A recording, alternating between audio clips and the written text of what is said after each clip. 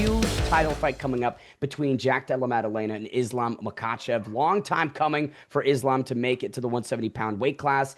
In your estimation, how does this fight play out?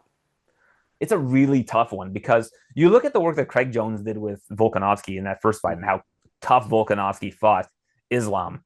And now you've got like a younger guy, a guy who's bigger naturally, as opposed to coming up a weight class in Jack Della Maddalena that he's working with to try to foil the Dagestani wrestling. But Yeah. at the same time, you're going to have a filled out Islam Makhachev who isn't like diminished from cutting down to 155 pounds. Trying to move up and win a championship.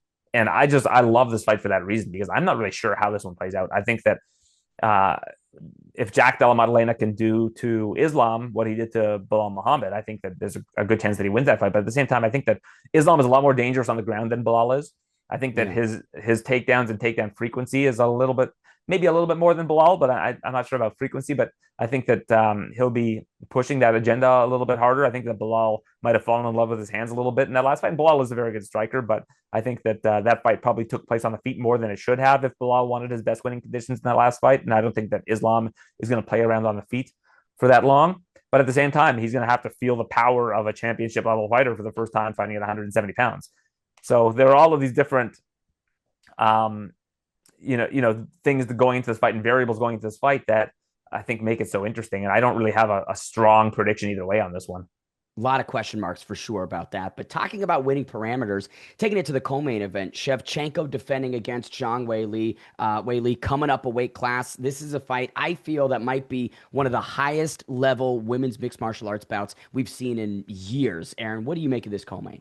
Yeah, I would agree. I think that you look at, like, if you were building characters in like EA UFC and like you're giving out like 10 is the best and whatever 0 is the lowest. Like, these are fighters that are just like 8.5 to 9.5 across the board and everything.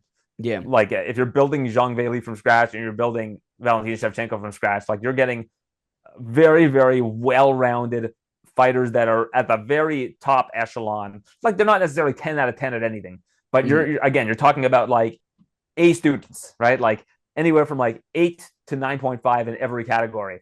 And you got two of them facing each other. I did notice a trend early on in the flyweight division that I think has kind of, in recent years corrected itself. But a lot of the time when 135-pound fighters that move down to 125 face fighters that have moved up from 115, the fighters that move down seem to have a little bit of an advantage.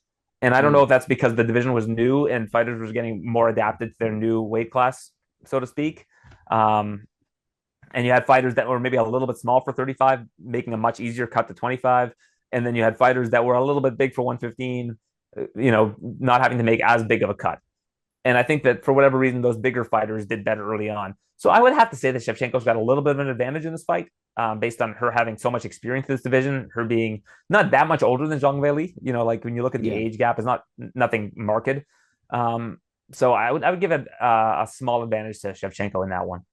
And lastly, featured fight, Sean Brady and the unbeaten Michael Morales. Kind of an interesting move from Brady, who could have just sat on the sidelines and maybe waited it out to see what occurs in the main event, but taking on the dark horse of the division. Pretty respectable move from the Philly fighter. Yeah, and it's another one that's got a lot of question marks because like this is a massive step up for Michael Morales, but Morales has looked so good, right? Like, and a lot of question marks from him because we haven't seen that much tape on him yet. Yeah. Like, he doesn't have that much of a sample size for Brady to work with. But I think that Brady, if this goes to the ground at all, like that's his wheelhouse, right? So, but Morales' length is going to, I think, make it very difficult for Brady to get it there. So I kind of wish this was one of those like Apex or like UFC Fight Night headliners. I would love to see this for 5 rounds. I think it would answer a lot more questions. But I think that this is just an absolutely incredible matchup. And I can't wait to see how it plays out.